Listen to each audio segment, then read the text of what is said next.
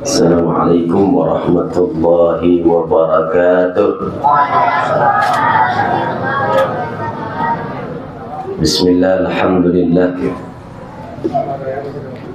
Alhamdulillahilladzi ja'alana minas sha'imina was-sha'imat wal qa'imina wal qa'imat. Allahumma salli wa sallim ala sayyidina wa maulana Muhammadin sayyidis sadat wa ala alihi wa ashabihi al-anjumi nayyirat, amma ba'du. Hadratal mukarramin wal muhtaramin, segenap pengurus DKM Masjid Al-Bina yang kami muliakan, para hadirin, bapak-bapak, ibu-ibu hadirat, yang mudah-mudahan amal ibadah puasa kita diterima Allah Subhanahu wa ta'ala. Amin. Amin apa? Aminnya rohnya lemes amat ya. Emang udah malam berapa nih? Malam berapa ini sekarang? Kebanyakan lontong, kenyangan lontong dan risol. Malam hari ini kita bersyukur kepada Allah bahwa kita diberikan kesempatan panjang umur sehingga kita masih bisa melanjutkan ibadah puasa serta ibadah sholat isya berjamaah, yang sebentar lagi juga dilanjutkan sholat tarawih. Mudah-mudahan kita diberikan kekuatan hingga di malam akhir. Amin ya Rabbal. Malam ini udah malam yang keberapa, Pak? 5 apa 6? Malam keberapa? 6. Alhamdulillah. Berarti lebaran tinggal berapa malam lagi?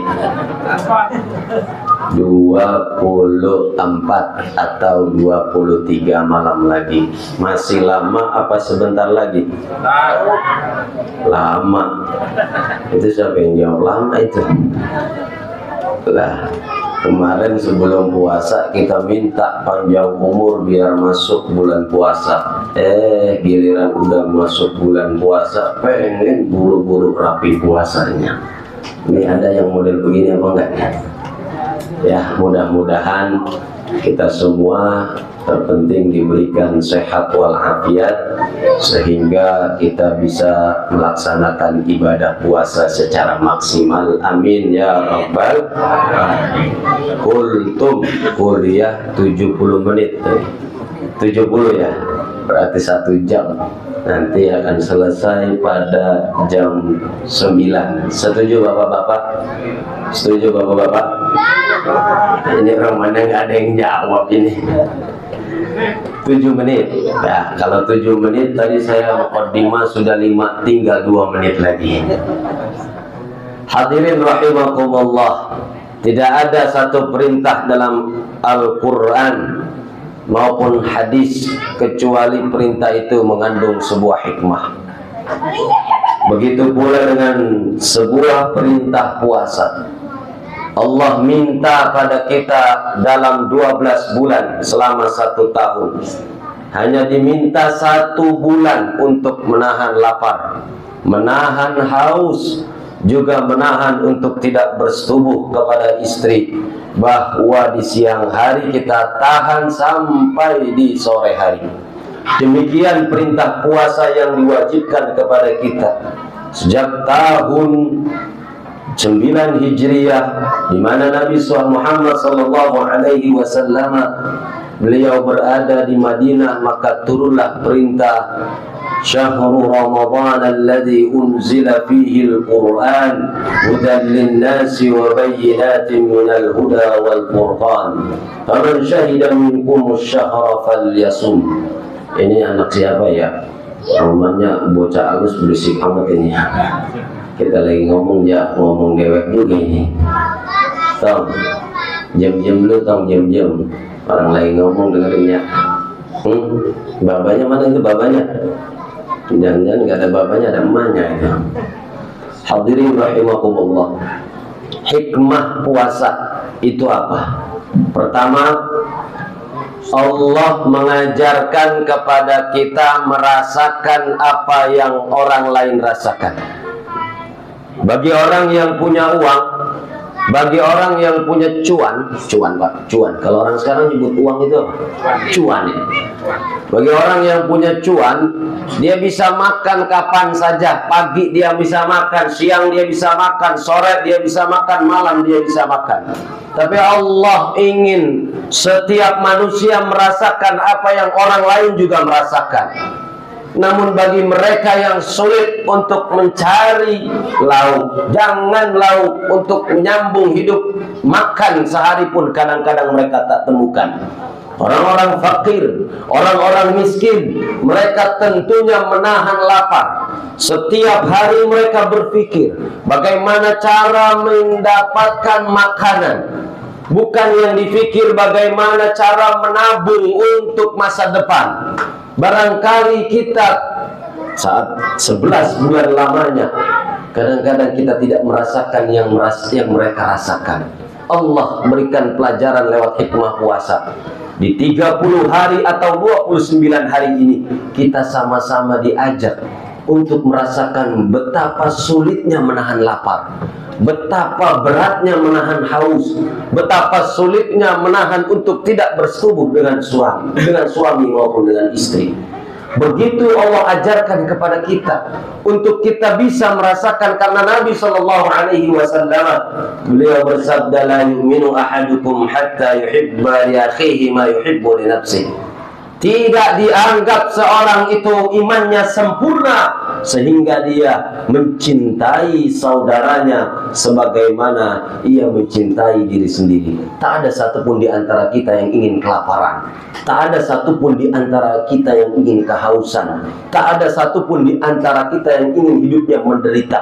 Maka di bulan puasa ini Allah ajak, meskipun kita punya uang, meskipun kita punya tabungan, bahkan rezeki yang lebih, yang barangkali orang tidak memiliki apa yang kita miliki, tapi Allah ajak kita untuk tahan hal itu, agar di siang hari, sejak pagi hari sampai sore hari, kita tidak makan apa-apa, kita tidak mengkonsumsi apa-apa, kita tidak minum apa-apa.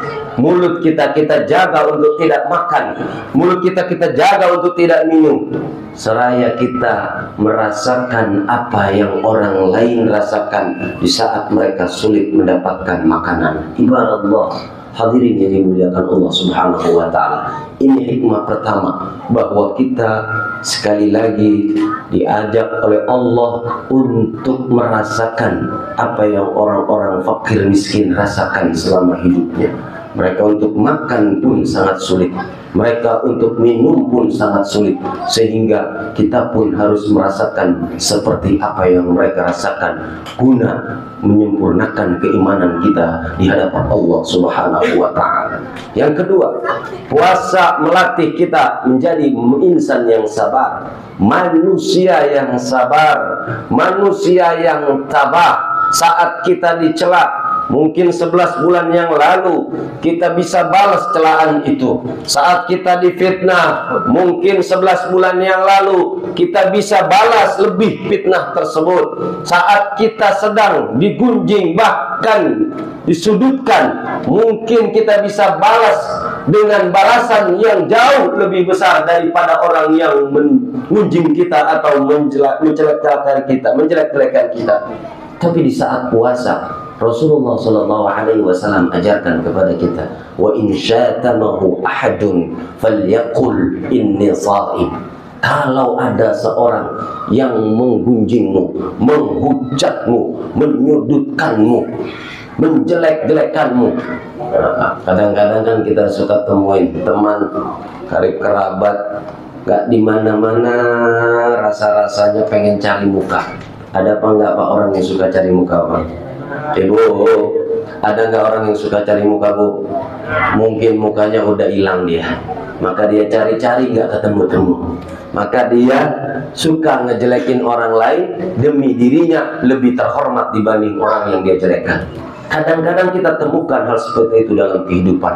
Karena ingat, Hidup ini adalah berputar. Tidak setiap orang itu cinta pada kita. Setiap ada yang cinta, di sana juga ada yang benci. Begitu juga setiap ada kesulitan, di sana pasti ada kemudahan. Puasa mengajarkan kita menahan rasa sabar kita, bahwa Rasulullah ajarkan, kalau ada yang menggunjingmu, kalau ada yang memfitnahmu, kalau ada orang yang menjelek-jelekanmu, ketahuilah, falyaqul inni shaim, katakanlah sesungguhnya aku sedang berpuasa. Jangan ngomong apa-apa. Orang kalau lagi bicara buruk perihal kita, nggak usah kita balas. Di bulan puasa ini kita berlatih demikian. Kenapa? Percuma kalau kita balas, nanti khawatir pahala puasa kita akan berkurang. Sayang kita sudah tahan lapar sejak pagi hingga sore hari, lalu kemudian akibat dipancing kita, dikomporin kita untuk bisa berkata-kata dan membuat perihal yang lebih jelek dari orang yang menjelekkan kita, maka akhirnya pada saat itu nilai pahala puasa kita berkurang. Dan na'udzubillahi min zalik, semoga kita bisa bersabar atas gunjingan serta celaan dan omongan orang lain. Amin ya rabbal alamin. Karena lidah itu tak bertulang, Pak. Jadi kalau ada orang ngomong suka, ya anggap aja anjing bergonggong, kapilah berlalu. Biarkan dia berkata apa, yang penting kita tidak seperti dia. Kita katakan cukup, falyaqul inni shaim, saya sedang berpuasa, saya tidak mau ngomong apa-apa. Karena kalau saya ngomong apa-apa, nanti Anda kebauan dengan mulut saya yang menggosok gigi. Ini kadang-kadang kita yang terpancing oleh emosi sesaat. Disebabkan apa? Karena akibat orang yang ingin menguji amarah kita, sehingga kita bisa marah lebih besar dari yang mereka lakukan. Dan mudah-mudahan puasa inilah yang bisa menjadi benteng kita semua. Hikmah yang ketiga, hadirin rahimakumullah, puasa mengajarkan kita kepada on time, perihal tepat waktu. Kalau belum pada waktunya, maka jangan pernah lakukan untuk berbuka. Kalau halal, kalau udah azan maghrib, kalau belum maghrib haram, kalau udah azan halal.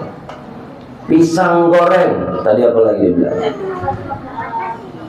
Lontong, risol halal setelah azan maghrib. Sebelum azan maghrib haram. Istri sendiri halal kalau sudah azan nunggu isya. Kalau udah azan maghrib, habis maghrib kita nggak keburu mandi. Kalau nungguin isya atau tarawih baru masih bisa keburu mandi. Ya, ini mengajarkan disiplin waktu kepada kita. Kalau belum waktunya, jangan pernah kita sentuh tuh korma walaupun milik kita. Kalau belum waktunya, jangan pernah kita minum itu es teh manis walaupun milik kita. Tapi kalau sudah waktunya azan maghrib tiba, waktu maghrib tiba, maka silakan halal bagi kita untuk melakukan apapun, termasuk berhubungan dengan istri kita sendiri. Hadirin rahimakumullah. Begitu juga dengan waktu sahur. Kita diberikan waktu untuk memakan sahur di saat menjelang subuh. Maka pada saat itu kita mengatur waktu kita agar tidak terlambat dalam memakan makanan sahur atau minum minuman sahur. Ketika azan subuh tiba, fajar shadiq tiba, maka janganlah kita sekali-kali untuk menyentuh air. Umpama kita kesiangan, begitu kesiangan, lalu kemudian kita bangunnya udah 5 menit lagi azan. Pas makan azan, belum sempat minum, udah nggak usah minum, seret-seret tuh sampai maghrib. Jangan minum. Emang nggak boleh kalau udah azan masih minum, kan baru azan. Enggak. Ini ketika sudah azan subuh, tidak lagi kata Allah kita diperbolehkan untuk meminum meskipun kita sudah makan tapi belum minum. Wa kulu washrabu hatta yatabayyana lakumul khaytul abyad minal khaytil aswadi minal fajr. Boleh, silakan Anda makan sebanyak-banyaknya, Anda minum sebanyak-banyaknya, tapi ketahuilah Kalau sudah terbit fajar, datangnya waktu subuh, maka selesai. Kalau begitu, ketika kita diingatkan imsak, maka kita masih boleh makan. Tetapi itu tanda dari lampu kuning. Sebentar lagi mau lampu merah, begitu azan masuk, tidak ada lagi yang boleh kita sentuh untuk kita masukkan ke dalam kerongkongan kita, sehingga kita menjaga waktu dari sahur sampai juga kita jaga waktu di saat berbuka. Coba kita bandingkan jamaah subuh, kira-kira di sini jamaah subuh di bulan puasa sama di luar bulan puasa mana rame? Ya? Ramadan, tapi udah sepi juga ini. Nah, saya dengar katanya di awal Ramadan sampai halaman situ. Alhamdulillah, ternyata begitu saya sampai, sendalnya juga masih di halaman. Sendalnya masih di luar. Orangnya udah di dalam. Ini udah surut sedikit ya. Ya, mudah-mudahan sisa yang begini nih jangan hilang-hilangan lagi. Jangan awang-awangan mentang-mentang punya kesibukan. Siapapun kita itu punya kesibukan. Di awal Ramadan aja kayaknya kita segenap banget, semangat banget, ya kan? Semuanya kita beli, sajadah baru, kemudian baju baru, sarung baru, celana baru, istri lama. Nah, semuanya baru kita siapkan. 1, 2, 3 hari kita kuat tarawih, hari keempat, malam kelima, malam keenam udah hilang lagi aja. Dicari nggak ketemu-temu, udah sibuk dengan urusannya masing-masing. Nah, orang yang menang dalam meraih Ramadan, mereka yang mampu istiqamah sampai akhir Ramadan. Karena ketahuilah 10 pertama ini adalah babak penyisihan, bukan babak final. Untuk persiapan nanti kita mencapai Lailatul Qadar di malam 10 terakhir, maka kuatkan niat kita, kuatkan tekad kita untuk meraih sebuah kemenangan di Ramadan ini dengan beristiqamah melakukan ibadah. Insya Allah. Makanya disebutkan 10 awal itu babak penyisihan, Pak Bu. Kenapa? Karena orang lama-lama tersisih. Satu-satu hilang, satu-satu hilang, satu-satu hilang.